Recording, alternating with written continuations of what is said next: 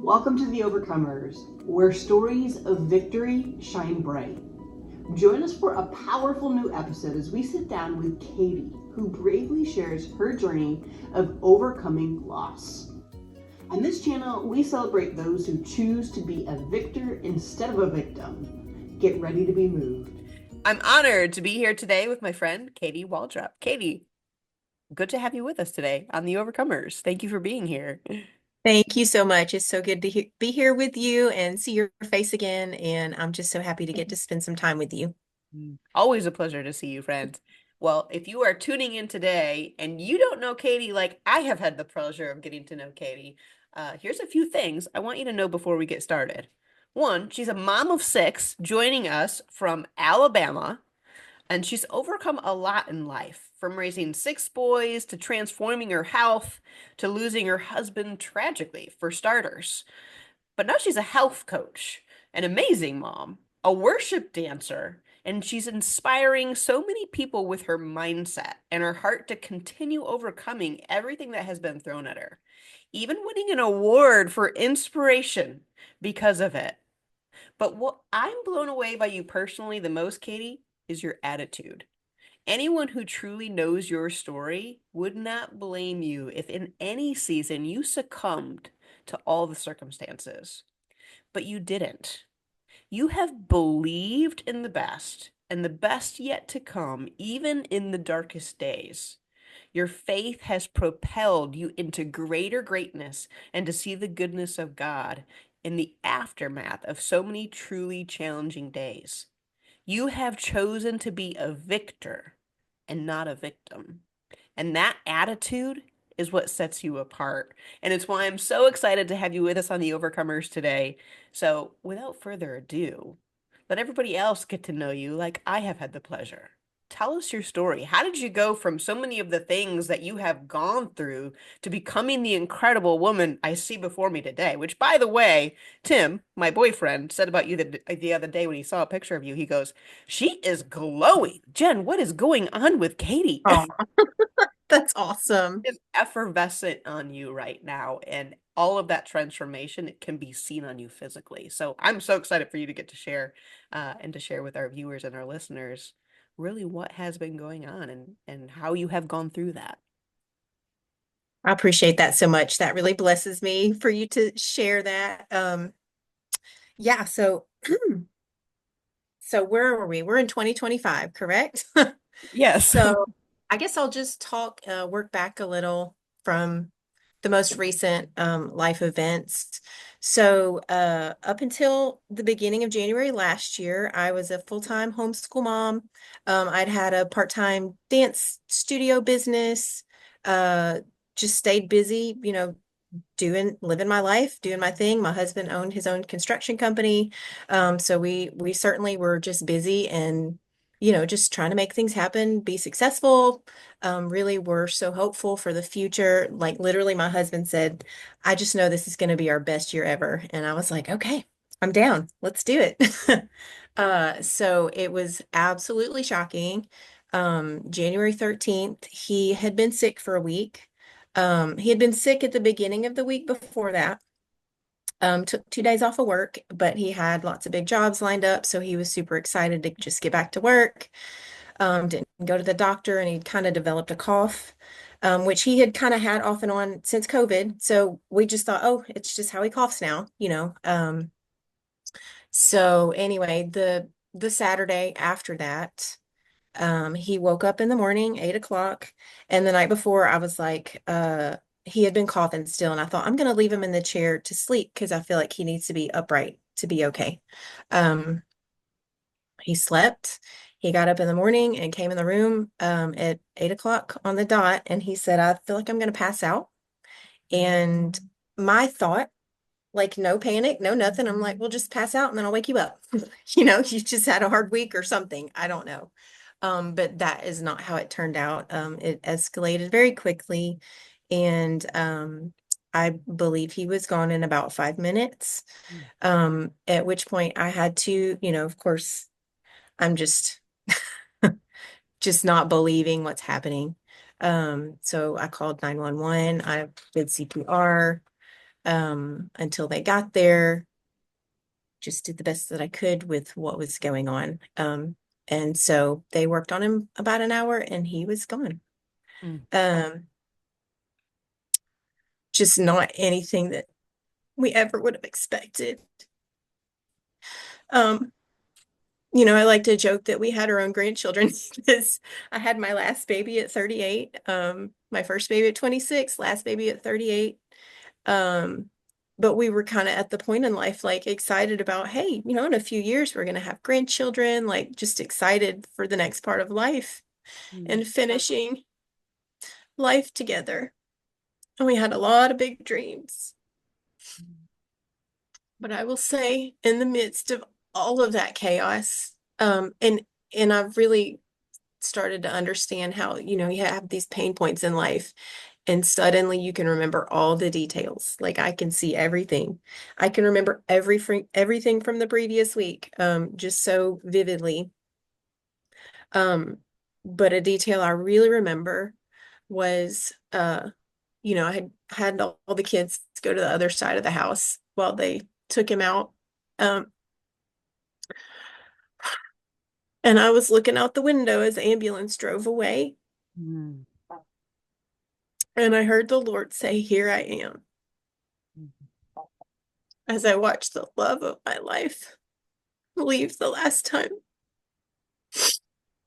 Um, and it has been a journey for sure of faith and learning to trust that God really does love me.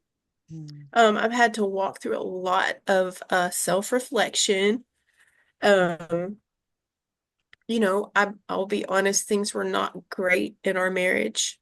We loved each other up one side and down the other, like no doubt. We knew we loved each other. Everybody knew we loved each other. But we had some communication issues that just things were not jiving. We kind of had similar goals, but really had different ideas of how to get there. And we just really struggled to come together in that way.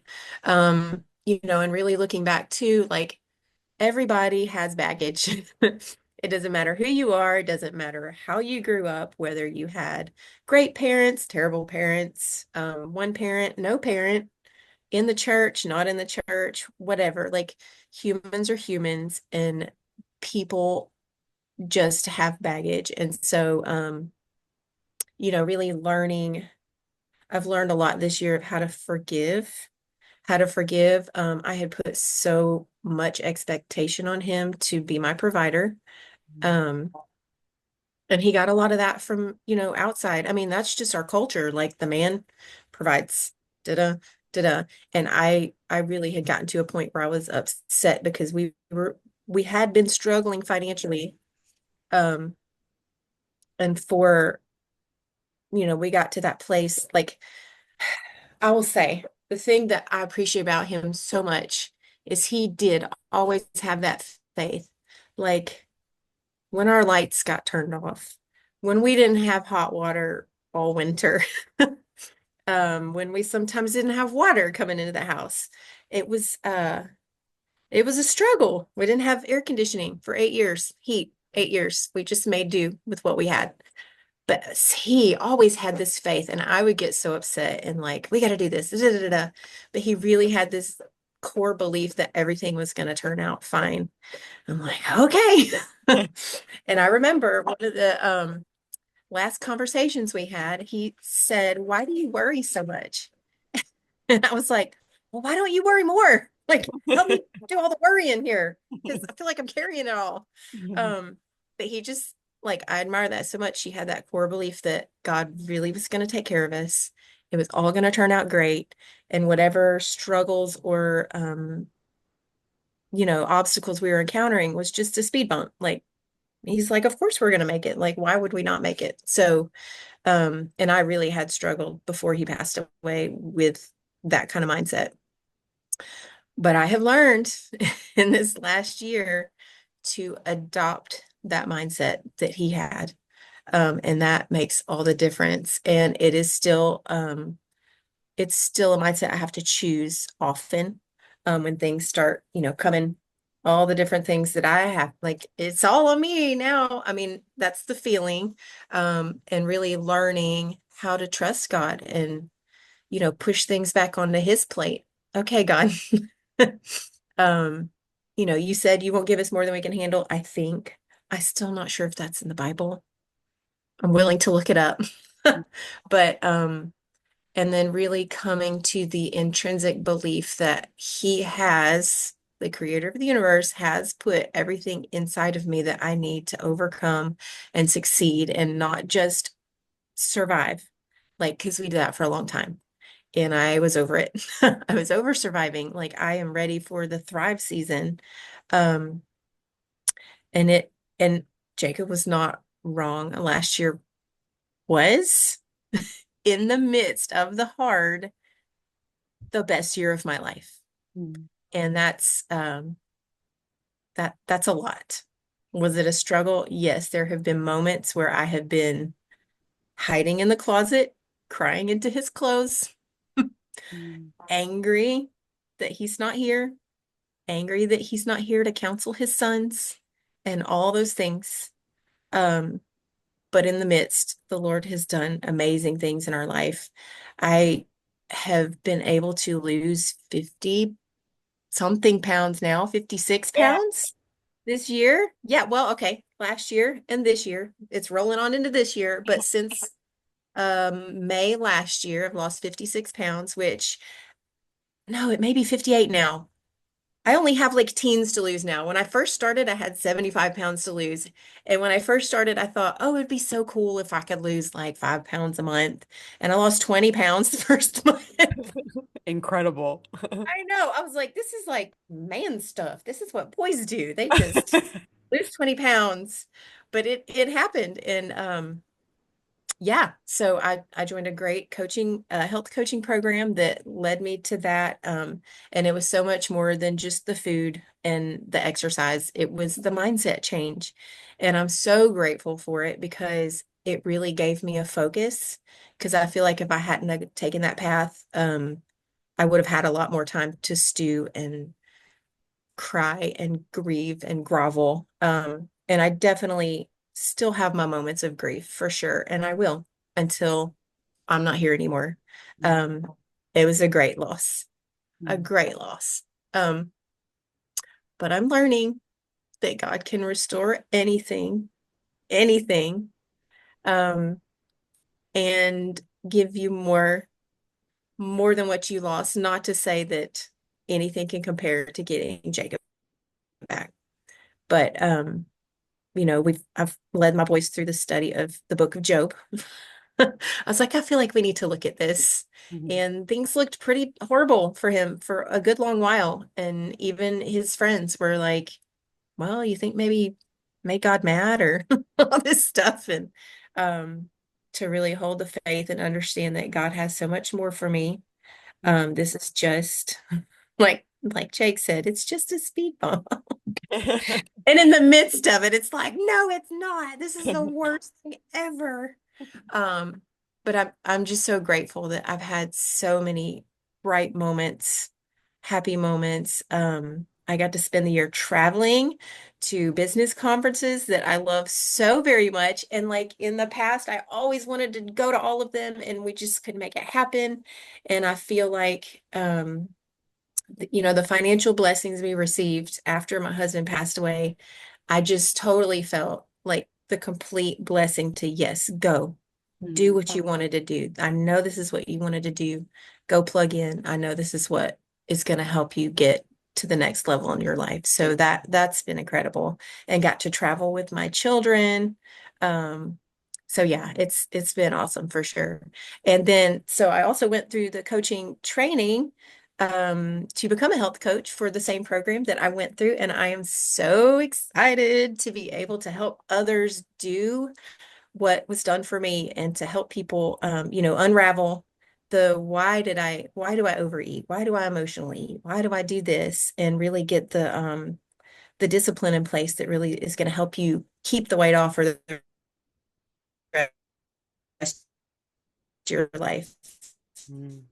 It was you eat to maintain healthy weight. And I was like, that's how the skinny people do it. That's so cool. I understand now. So it's been a journey for sure. And I'm just grateful to still be standing in the midst of it and not just standing, but happy, joyful, hopeful. Amen. So yeah. And you're going to be a phenomenal coach because you truly care about people and you're going to deal with what's going on in here and on in here, which you know brings true transformation. Yeah. And anyone who gets to work with you is going to be very, very fortunate. I find it so fascinating that in the midst of, describing where you once were, and you described how when you guys were married and he would make the joke of, why do you worry so much? And then once, he passed and you saw him driving away and you heard the creator say, here I am. So I find that so fascinating that here you were the warrior, here's your creator giving you that reassurance of I'm here. I'm so curious, how did you know you could trust him in that moment when he said that to you? I knew I could trust him because I'd heard him before Mm. in the middle of storms in my life. When I first encountered the creator in that way, like really hearing his voice. I had been, and this is so surreal. I just got my grades from college today, so this is like great timing. Um, but I had been going through a turmoil, spiritual battle, really in college. I was doing drugs, drinking, whatever you do at college when you don't have any direction or, um, got into like a self-medicating pattern because I did have so much emotional turmoil from things in my past, whatever, things in my faraway past, current past. Um, and so anyway, I was living pretty wild, but at the same time, I started having some spiritual experiences that were pretty terrifying. Like I was seeing like demonic things and just it was scary. And so I had been brought up in the church, and so my precious mother, faithful, she had given me a Bible study, and I was doing this Bible study at college, and I got to the point where I was skipping class just to do my Bible study because it was really that serious and needed for me. I had lost a lot of weight. I was just unhealthy all around. But I was doing that Bible study one night and in my room by myself, and I felt these arms like squeezing me. And I heard a voice saying, I love you, Katy. I've always loved you. I will always love you. I know everything that's ever happened to you, and I'm here for you. It's like, okay. and and I didn't become just this brand new person suddenly, but like I suddenly had this conviction, like, I don't think I can do drugs anymore. I would go to the parties again and it'd be like, no, I can't do this. Don't want this, can't do this. Um, and so just and my life really transformed from that point. I had been failing college up until then and then moved on to the next one and was making all A's and B's. So, found out I wasn't stupid. I was just doing too many drugs and drinking too much. And, my aunt had died. It was just a whole series of trauma that I was trying to cover up with self-medicating.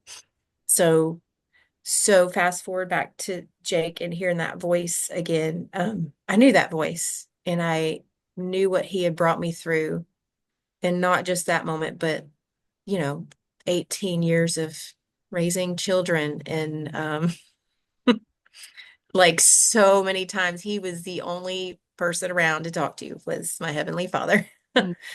Because toddlers are sweet and cute, but they want stuff and they need stuff. And hey, mom, watch this. Hey, mom, watch this. But yeah, and so many lonely moments of my life. Um, he was there and I knew it. Even if I didn't always feel that closeness, I had come to the point where I knew he's watching, he's there, he's waiting, he hasn't left me. No matter what the voices tell you or what the circumstances tell you, he is there, he is faithful, and he's got a great plan. And so it's just my pleasure to stay close to him and be like, okay, so what are we doing now? I know it's going to be good, but what are we doing now? That's amazing. So it was a voice you knew because you had experienced Mhm. it before, and it was a voice you knew that loved you and had your back. Wow. I love that. So I know there's a lot of people who are going to be listening to this interview that maybe they're currently going through some of the things that you've been through.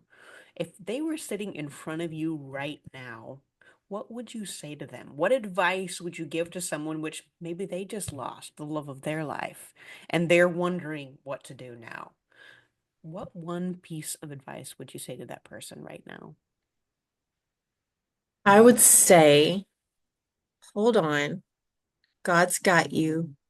I know this hurts so much right now, and that's okay. It should hurt because you lost something wonderful. And be grateful that you had something wonderful. Um, but this is not the end at all. This is just a new beginning for you. Mourn what you've lost for sure. Allow yourself to grieve, but allow yourself to come out of it too, because God's got you. He's got things for you to do and places for you to go and people for you to love and help. And so this is definitely not your end. This is just turning the next page in the book of your life. And you're ready for it. And he'll be there for you every step of the way. So good, friend. And if anyone can prove that the words you just spoke are true, it's you. You are living proof that that is truth and that he is with you. So if you're listening and you're going through that right now and you relate to anything that Katy shared, take Katy's story as hope that it isn't the end, like she just said, and she is living proof of it. So if you're not following her on social media and this has resonated with you at all, I would go find her because I know that is not all that you want to hear from this amazing woman and the inspiration that she's going to continue to be in your life if you let her.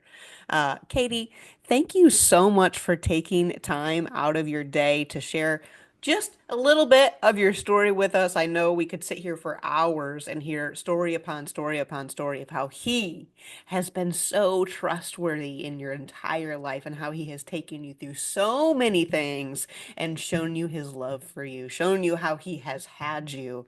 But I'm just so grateful that you were willing to share with us a few of those stories today. You are such an inspiration. You are such a victor, and I am so incredibly proud of you. And I can't wait to continue watching the story and seeing what he continues to do because your story isn't over either, friend. This is only the beginning of so much more. Amen. Amen. You're an amazing mom, an amazing coach, and I can't wait to continue to watch it all happen. So, thank you again for your heart and taking the time to inspire people today that where they're at right now isn't the end for them either. Appreciate you, friend. Thank you so much, Jen. You're awesome. Love you so much. Love you too. Thank you for joining us on The Overcomers today. We hope Katy's story of victory has touched your heart as much as it has ours. Remember, no matter the challenge, we all have the power to overcome. Subscribe for more inspiring stories and join us as we celebrate the victor within us all. Until next time, stay strong, stay hopeful, and keep overcoming.